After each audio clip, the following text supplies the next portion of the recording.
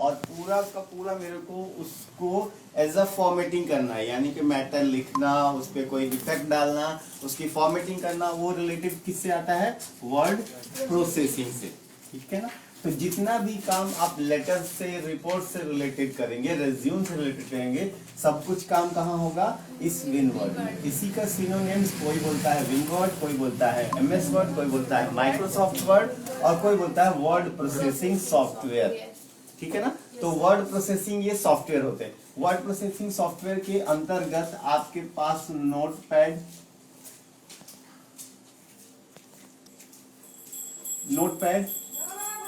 WordPad नाम सुना है? ठीक है। नोटपैड और वर्डपैड भी आते हैं, लेकिन उसका एडवांस वर्जन क्या है? ये विनवर्ड। ठीक है ना। जहां पे नोटपैड जो होता है एक टेक्स्ट एडिटर कमांड होता है, टेक्स्ट एडिटर सॉरी विंडो होती है, टेक्स्ट एडिटर विंडो होती है, जिसका काम क्या होता है? HTML के जो प्रोग्राम होते हैं वो नोटपैड में लिखे जाते हैं। ठीक है ना। और नोटपैड जो भी होता है, नोटपैड का काम क्या है कि यदि आपको कोई पर्टिकुलर प्रोग्राम लिखना है HTML या वेब पेज से रिलेटेड, तो आप नोटपैड को यूज करोगे। आप वर्डपैड या फिर MS वर्ड में वो प्रोग्राम नहीं लिख सकते। ठीक है ना। अब ये टेक्स्ट एडिटर जो विंडो होती है, इसी का मैं फॉर्मेट लेके चलता हूं। जब भी आप इस फाइल को सेव करेंगे तो ये एक टेक्स्ट फाइल में सेव होता है। ठीक है।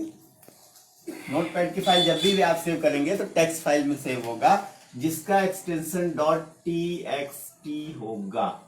ठीक है, .txt होगा। जैसे फॉर एग्जांपल हमने लिख दिया कि हमने एक फाइल बनाई A, ऑटोमेटिक कंप्यूटर एक एक्सटेंशन नेम जोड़ देगा .txt। कौन सी फाइल है ये? नोटपैड। ठीक है ना। ये एक्सटेंशन देख के आपको ये पता चल जाना चाहिए कि हमने काम कहाँ किया है, कौन से एप्लीकेशंस में? नोटपैड में कि वर्डपैड में या फिर MS वर्ड में। तो .txt क्या आपको डिफाइन करता है कि आपने टेक्स्ट फाइल है और आपने टेक्स्ट एडिटर विंडो नोटपैड के अंदर काम किया है।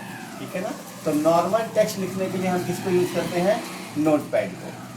नोटपैड शुरू से ही उसमें आपको ये होम, इंसर्ट, टैब, ये सब चीजें नहीं मिलेंगी। आपको उसमें file, edit, view, format options मिलेंगे। वो शुरू से उसी तरह चला आ रहा है, अभी उसमें कोई चेंजेस नहीं हुआ है, थोड़ा बहुत उसको अपडेट बस किया गया है। ठीक है। जस्ट टेक्स्ट एडिटर जब आता है तो यहाँ पे आप फॉन्ट जो होगा उस फॉन्ट का टाइप चेंज कर सकते हैं, लेकिन कोई पर्टिकुलर फॉन्ट को सिलेक्ट करके आप कलर आउट नहीं कर सकते हैं, क्योंकि आपके नोटपैड में ये फंक्शंस नहीं अवेलेबल होता। ठीक है, नॉर्मल। और आप चाहते हैं कि इतना मैंने मैटर लिखा है कुछ,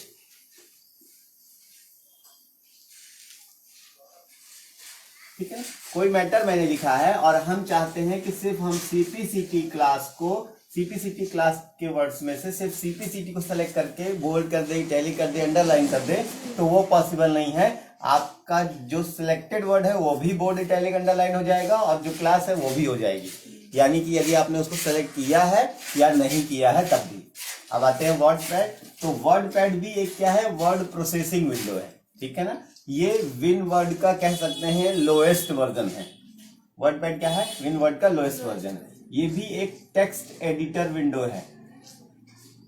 इसका भी काम क्या होता है? Text editor. लेकिन ये क्या करता है? एक एडवांस टेक्स्ट एडिटर है। एडवांस का मतलब आप तो समझ सकते हो कि यदि हम इसमें कोई मैटर लिख के उसका कोई पर्टिकुलर फॉन्ट सेलेक्ट करके उसको कलर आउट करते हैं, बोल्ड करते हैं, इटैलिक करते हैं, अंडरलाइन करते हैं, तो टोटली MS वर्ड की तरह ही हो जाएगा। ठीक है ना। नोटपैड की तरह नहीं होगा। अब ये जो बनती है, ये फाइल बनती है आपकी रिच टेक्स्ट फॉर्मेट फाइल। ठीक है ना। इसको बोलते हैं RTF, यानी कि रिच टेक्स्ट फॉर्मेट। जैसे वर्ड कौन सी फाइल बनाता है? Text file. ये जो बनाता है ये रिच टेक्स्ट फॉर्मेट बनाता है, यानी इसी का थोड़ा सा एडवांस वर्जन प्लस करके। और इसकी जो फाइल एक्सटेंशन होती है वो हो जाती है आपकी .rtf। ठीक है ना।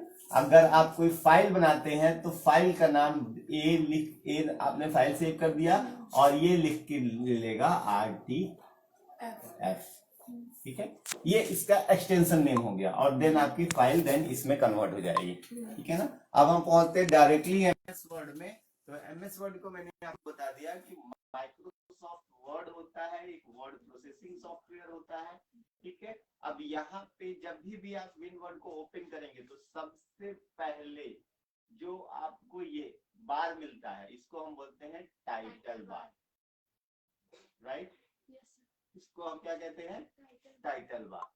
जस्ट इसके बाद से 3 बटनें होती हैं, आपको मालूम है, बताने की जरूरत नहीं।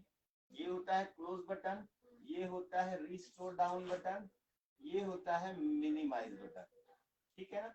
इन तीनों बटनों को अगर ग्रुप में बोला जाए तो इसको बोलते हैं window control button. Window control button, ठीक है। क्योंकि ये क्या कर रहा है, विंडो को मैनेज करने का काम कर रहा है। यदि आपको उसको कंप्यूटर के टास्क बार में लेके जाना है तो आप उसको टास्क बार में लेके जा सकते हो। यदि आपको लगता है कि उस विंडो को हमको मिनिमाइज या मैक्सिमाइज करना है तो सेंटर वाली बटन यूज करोगे। अब यहाँ पे कंट्रोल बटन को 3 पार्ट में डिवाइड करते हैं। जो ये वाली बटन होती है इसको मालूम है, इसको बोलते हैं क्लोज बटन। इससे क्या होगा, विंडो क्लोज हो जाएगी। ठीक है ना। यानी कि जो भी टास्क आप कर रहे हैं, चाहे आप विन वर्ड में काम कर रहे हैं, नोटपैड में काम कर रहे हैं, तो जो ये रेड कलर से विंडो आती है या फिर ये बटन आती है तो ये होती है क्लोज बटन। ठीक है। जस्ट इसी के नीचे आपको मिलता है एक ऐसा देन ऐसा। ठीक है ना। जब ऐसा बटन होती है यानी कि जब आप पूरे विंडो स्क्रीन पर ये विंडो फैली होती है, ठीक है ना, मॉनिटर स्क्रीन पे ये विंडो मिलेगी आपको, तो पूरा स्ट्रेच मिलेगा। जब स्ट्रेच मिलेगा तो ऐसा पार्ट बनेगा। इसको जैसे आप कर्सर रखेंगे ये होती है रीस्टोर डाउन बटन, मैक्सिमाइज नहीं बोलते इसको। ठीक है। जैसे आप इस बटन पे क्लिक करेंगे यही बटन इस ऐसे बटन में कन्वर्ट हो जाएगा। ये कहलाता है मैक्सिमाइज बटन।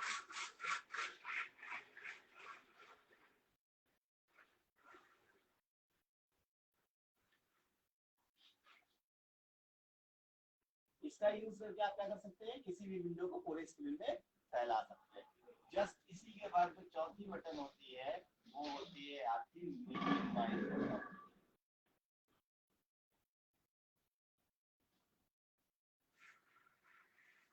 ठीक है। Close button shortcut keys alt plus F4 किसी भी विंडो को क्लोज करने के लिए। जो भी टास्क आप कर रहे हैं वो डायरेक्टली क्लोज हो जाएगा। ठीक है ना, माउस के थ्रू नहीं करना। Restore down button alt space R। ठीक है ना। मैक्सिमाइज करना है तो अल्ट स्पेस X। ठीक है ना। मिनिमाइज करना है तो window plus D। Directly window minimize हो जाएगी। आप इस विंडो को और आगे डिस्क्राइब करते हैं तो यहाँ पर ये विन वर्ड आपको सबसे पहले जो टाइटल बार होता है उस टाइटल बार में आपके पास आपके डॉक्यूमेंट का नाम DOCUMENT डॉक्यूमेंट का नाम और साथ में माइक्रोसॉफ्ट वर्ड, मैं यहाँ आपसे लिख रहा हूँ, आपको पूरा पूरा उसमें मिलता है। डॉक्यूमेंट के साथ ये 1 2 3 4 जितने विंडो आप ओपन करेंगे वो देन कंटिन्यू करते हुए चला जाएगा। तो डॉक्यूमेंट 1 MS वर्ड। जस्ट इसी के बाजू से नीचे साइड यहाँ पे गोल बटन होती है, ये रिलेटेड टू 2007 विंडो की बात है। ठीक है ना। 2007 विंडो में वर्ड में आपको ये वाली बटन मिलेगी, इसको क्या बोलते हैं, ऑफिस बटन। ठीक है ना, ऑफिस बटन। जस्ट इसी के बाजू से आपको एक ट्रायंगल मिलेगा, आएगा, इसको बोलते हैं क्विक एक्सेस टूल बार।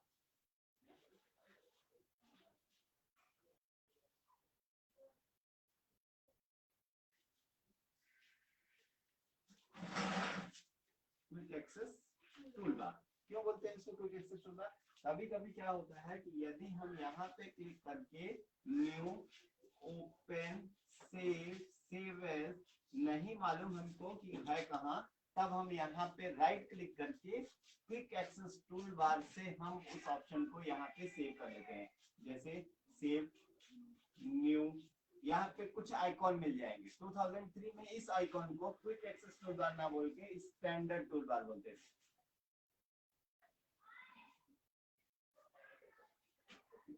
ये किसकी बात कर रहा हूं मैं? 2003 विंडो की। ठीक है, उसमें क्या होता था कि आपका क्विक एक्सेस टूल बार नहीं होता था, नीचे एक पूरी की पूरी स्क्रिप्ट जाती थी, उसमें पूरा का पूरा आपके आइकॉन्स मिलते थे, जैसे रिलेटेड टू शॉर्टकट्स जिसको आप कहते हैं। जस्ट इसके नीचे आपको मिलेगा टैब मेन्यू।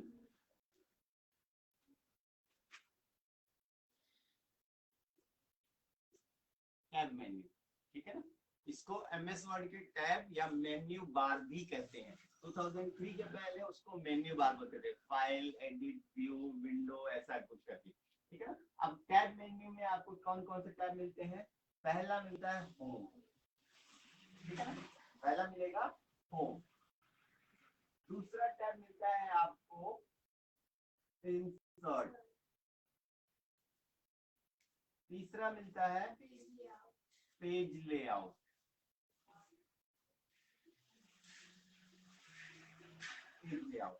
चौथा मिलता है आपको रेफरेंसेस, राइट, ठीक है ना, जगह नहीं इसलिए मैं इसको शॉर्ट में लिख रहा हूँ, रेफरेंसेस। इसके बाद मिलता है आपको मेलिंग, देन उसके बाद आपको मिलता है रिव्यू, लाइक, सही है, रिव्यू, ठीक है ना, और लास्ट आपको मिलता है VIEW, ठीक है। ये आपके टैब होते हैं, इनको कंटिन्यू कर लीजिए, मतलब माइंड में ऐसा इनबिल्ट कर लीजिए कि ये भूले ना। Home, insert, page layout, reference, mailing, review, view, 4 बार अगर आप बोलते हैं तो याद हो जाना है, ठीक है ना। अब होम में क्या होता है, हर एक टैब अपने अंदर सब टैब को इंक्लूड करके रखता है। इंक्लूड करके मतलब इनबिल्ट करके, कि यदि मेरे पास आओगे तो मैं तुमको ये काम दूंगा या ये काम करके दूंगा, ठीक है।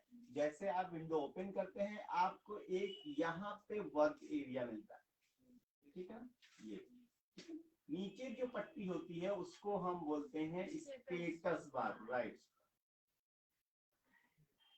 क्या काम होता है इसका? स्टेटस बार का यूज होता है, जितना भी आपने वर्ड लिखा हुआ है वो वर्ड पेज नंबर यहाँ पर डिस्प्ले करता है, राइट। जितने भी आप मैटर लिखते हैं वो सब मैटर, जितना भी आपने वर्ड लिखा है वो वर्ड टोटल करके, अगर आपने यहाँ पे कोई 10-20 लाइन लिखी हुई है तो वो बताएगा कि आपने 10-20 लाइन लिखी हुई है। सब कुछ आपको कहाँ पे मिलता है? इस पट्टी के नीचे। यहाँ पे आपको जूम विंडो मिलती है, प्लस और माइनस, ठीक है ना। आजू बाजू में तो विंडो देख के बना लीजिएगा कि माइनस इधर के प्लस इधर, ये माइनस इधर होता है, प्लस इधर होता है, ठीक है ना। तो ये क्या कहलाएगा? ये जूम कहलाता है। इसको zoom in, zoom out, zoom in zoom out कहते हैं। जूम इन जूम आउट क्या कारण है, क्यों बोलते हैं इसको? जूम इन जूम आउट का मतलब होता है इस पेज को आप अगर स्क्रीन पर पूरे विंडो पर फैला के देखना चाहते हैं, बड़ी फॉर्मेट में देखना चाहते हैं, तब आप जूम इन और जूम आउट को यूज करते हैं। छोटा और बड़ा देखना चाहते हैं, 100% साइज में देखना चाहते हैं, जो साइज होती है वो होती है आपकी 5% से, ठीक है, एक बार करेक्ट कर लीजिएगा आप लोग, 5% से 10, ठीक है ना, 10% से 500% तक, लाइक ना, जी, ठीक है। ये यानी कि अगर आप पेज की साइज देखना चाहते हैं तो मिनिमम 10% देख सकते हैं, और मैक्सिमम आप उसको 500% तक लेके जा सकते हैं। जो स्टैंडर्ड साइज होती है वो होती है 100%, जहाँ पे आपको प्रॉपर में विंडो मिलेगी, ना ज्यादा छोटी और ना ही ज्यादा बड़ी, ठीक है। अब यहाँ पे आपने देख लिया कि हमारे पास पेजेस आ गए। अब यहाँ पे समझिए बात को, यहाँ पर होता है आपका नो स्क्रॉल बार, ठीक है ना, यहाँ पर भी आपका होता है स्क्रॉल बार, ठीक है ना। अब इस स्क्रॉल बार को बोलते हैं हम वर्टिकल स्क्रॉल बार, ठीक है ना। और इस बोलते हैं हॉरिजॉन्टल स्क्रॉल बार। ठीक है। अब ये स्क्रॉल बार का क्या काम होता है? स्क्रॉल बार का काम होता है कि यदि आपकी विंडो में पेजेस को आपको ऊपर नीचे अप डाउन टॉप बॉटम लेके जाना है स्क्रॉल करते हुए, तो आपके पास ये स्क्रॉलिंग जो बटन होती है उससे आप पेजेस को ऊपर या नीचे लेके जा सकते हैं। जैसे आपने कोई मैटर लिखा तो ये पेज आपका ऊपर चला जाएगा और आपकी मैटर नीचे दिखाई देगी। लेकिन हमको ऊपर वाला मैटर भी देखना है, तब या तो हम zoom in zoom out option को यूज करेंगे या तो स्क्रॉल अप स्क्रॉल डाउन करके हम उसको ऊपर या नीचे कर लेंगे। ठीक है। अब जस्ट इसी में पेज में ऊपर होता है आपका रूलर, ये ठीक है ना, ये होता है आपका वर्टिकल रूलर और ये होता है आपका हॉरिजॉन्टल रूलर।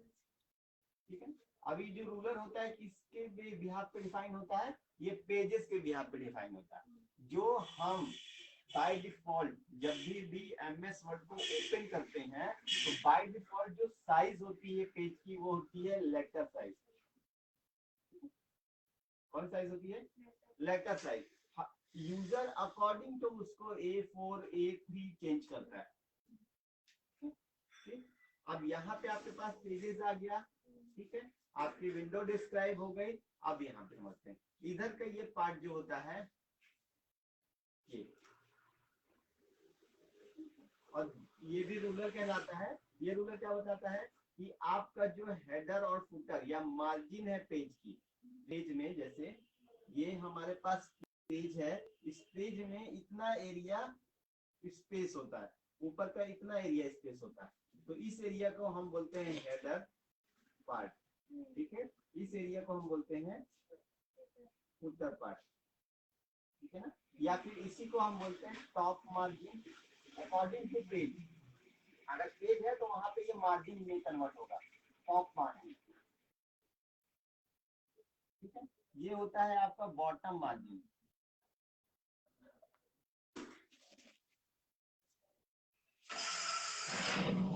Bottom margin. ठीक है।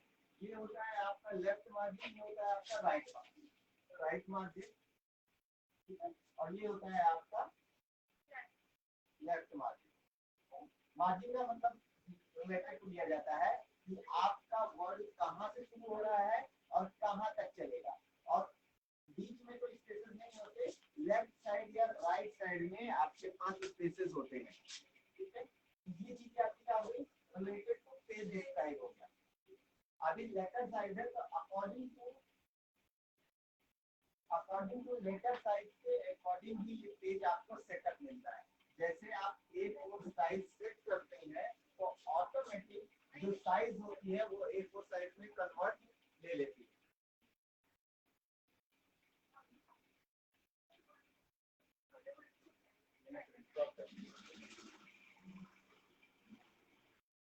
पर्दा खोल दीजिए थोड़ा, पर्दा पर्दा खोल दिया प्रकाश हो गया। फ्लो नहीं बन पाता ना, थोड़ा डिस्टरबेंस आ गया है। बोले तो बंद कर दीजिए तो बंद जाएगी। अगर मैंने बता दिया जो पेजेस आपके हैं तो ये 4 या 5 पार्ट में आपके पास डिफाइन कर दिए, यानी कि हमने दे दिया इसको header part, footer part, left margin, right margin, top margin, bottom margin. ठीक है ना।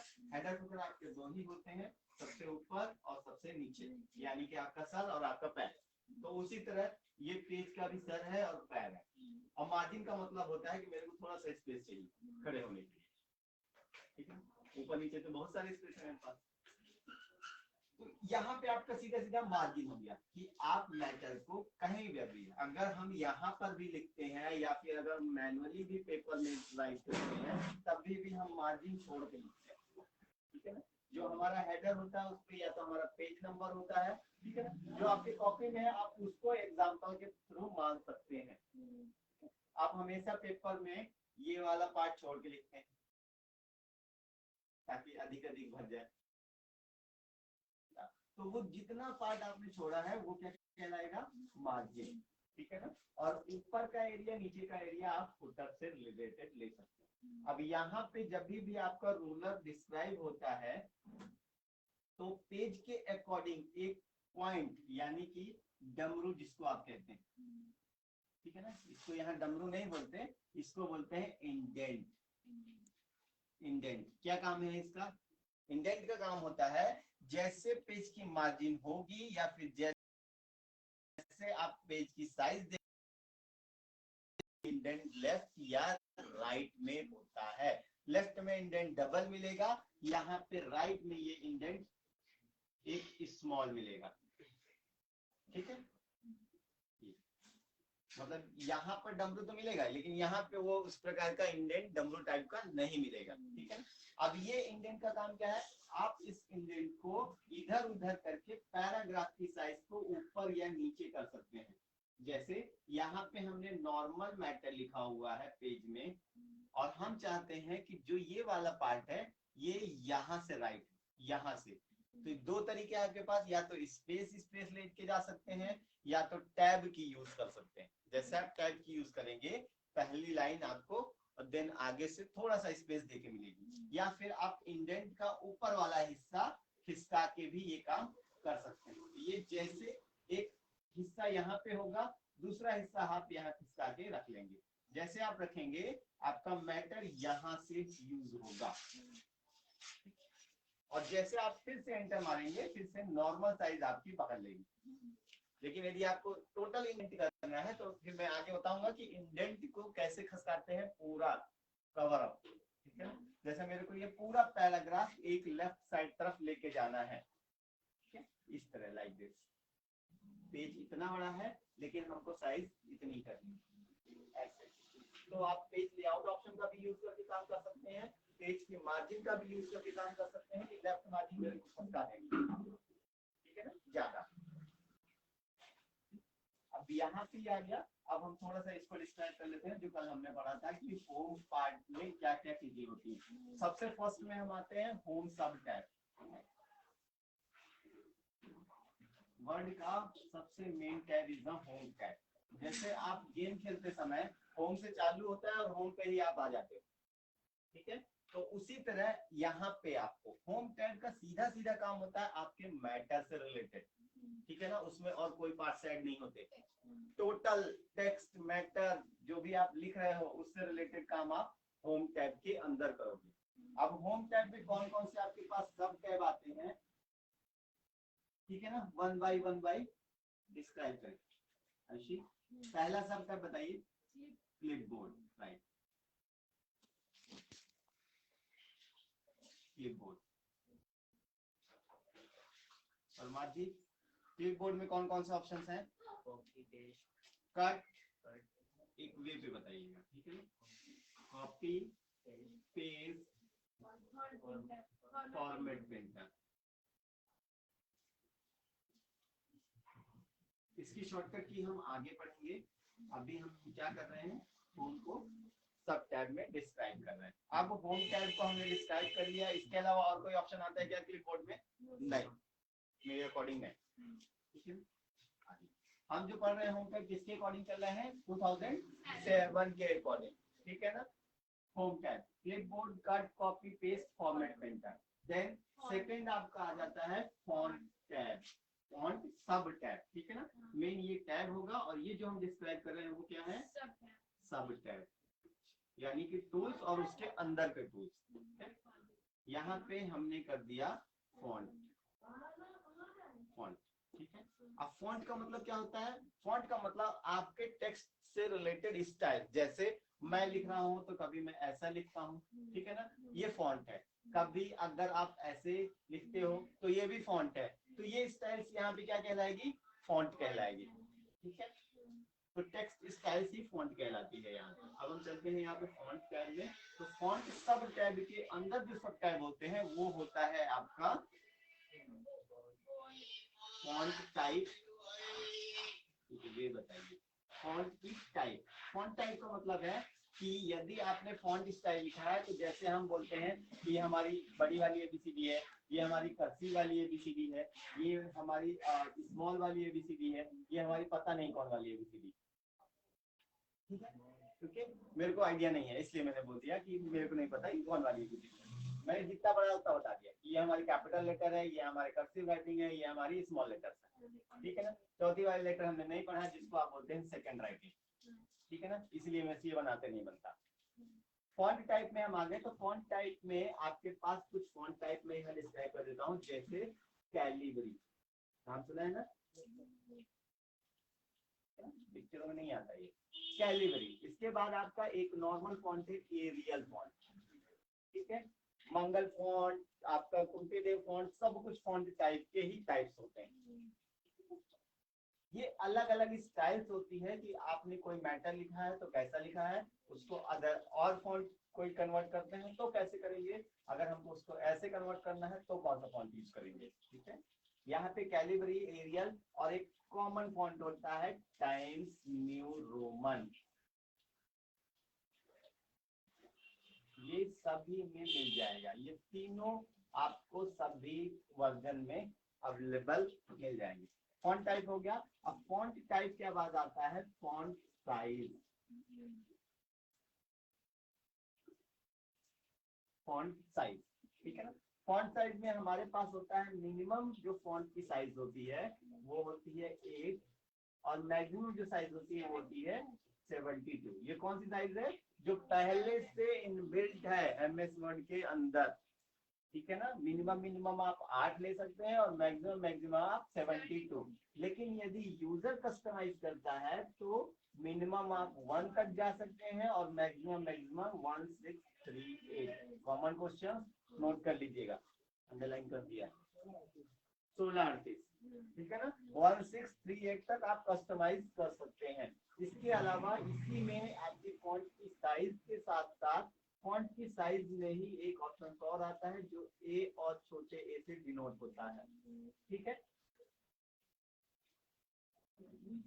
ये भी इंक्रीज और डिक्रीज ऑप्शंस के लिए यूज किया जाता है। यदि आपको साइज को घटाना बढ़ाना है तो भी आप इस इंक्रीज और डिक्रीज ऑप्शंस के साथ यूज कर सकते हैं। इसके बाद फॉन्ट की में ही आपके फॉन्ट साइज हो गया। अब आते हैं clear formatting. Clear format, clear format में आपका एक ए बना होगा और एक इरेजर बना होगा। इसका काम होता है यदि आपने कोई मैटर को लिखा हुआ है और उसको आपने बोल्ड किया है, इटैलिक किया है, अंडरलाइन किया है, तब आप इसका पूरा फॉन्ट फॉर्मेटिंग एक साथ क्लियर करने के लिए आप क्लियर फॉर्मेट ऑप्शन को सिलेक्शन के बाद यूज कर सकते हैं, ठीक है ना। ये क्लियर फॉर्मेटिंग कहलाती है आपकी। अब देन जस्ट आते हैं हम नेक्स्ट, बताइए। हाँ, इंक्रीज डिक्रीज हमने यहाँ पे बता दिया आपको, ठीक है ना। जस्ट अब इसके नीचे पहुंचते हैं। क्लियर फॉर्मेट के नीचे आपको मिल जाता है बोल्ड, इटैलिक, अंडरलाइन। ये सब फॉन्ट सब टाइप के टाइप्स हैं, ठीक है ना। इतना बड़ा वो टैब मिलता है, इतना बड़ा, इसमें फॉन्ट फैमिली यहाँ, फॉन्ट की साइज यहाँ, ठीक है ना। आप, मैंने जो ये बताया आपको, ये इंक्रीजिंग डिक्रीजिंग आपको यहाँ मिलेगा, क्लियर फॉर्मेटिंग आपको यहाँ मिलेगा, ठीक है ना। जस्ट इसके नीचे bold, italic, underline, strikethrough, superscript, subscript, ठीक है, फॉन्ट का कलर और देन हाइलाइटर और देन, ठीक है।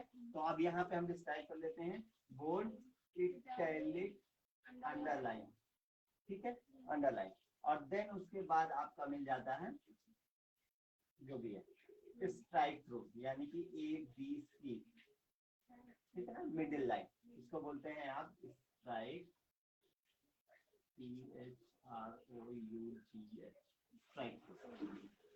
जस्ट इसके बाद आपको मिल जाता है सुपर स्क्रिप्ट, सब स्क्रिप्ट। तो इसको सबसे पहले हम बोलते हैं सब स्क्रिप्ट। सब स्क्रिप्ट का जो कॉर्नर होता है किसी वर्ड के नीचे कोई वर्ड्स को यूज करना, जैसे एग्जांपल O2, H2O, तो ये और ये क्या है आपका सब स्क्रिप्ट। अब आते हैं जस्ट इसी के नीचे आपको मिल जाता है सुपर स्क्रिप्ट, सुपर स्क्रिप्ट, ठीक है। यहाँ पे हमने कर दिया एक्स का पावर, यानी कि किसी वर्ड्स के ऊपर कोई वर्ड्स को रख देना। इसका एक एग्जांपल अगर लेते हैं तो 10 TH और 12 ऐसा, या फिर आप इसमें X square plus Y square, ये X square Y square A square B square, ये आप रख सकते हैं। या फिर यदि आपको डिग्री से रिलेटेड है, जैसे 35 डिग्री, 45 डिग्री, 76 डिग्री, तो इसका यूज करके आप इसका सुपरस्क्रिप्ट ऑप्शंस का यूज करके आप उस मैटर को सुपरस्क्रिप्ट बना सकते हैं। देन उसके बाद आता है आपका हाइलाइटर। यहाँ पे खत्म हो गया, मैं इसको यहाँ डिस्क्राइब कर रहा हूँ। ठीक है, तो फॉन्ट में ही आपका मिल जाता है हाइलाइटर। ठीक है, हाइलाइटर इसमें भी आपका एक स्मॉल ए और ऐसा करके इसको बोलते हैं हाइलाइटर।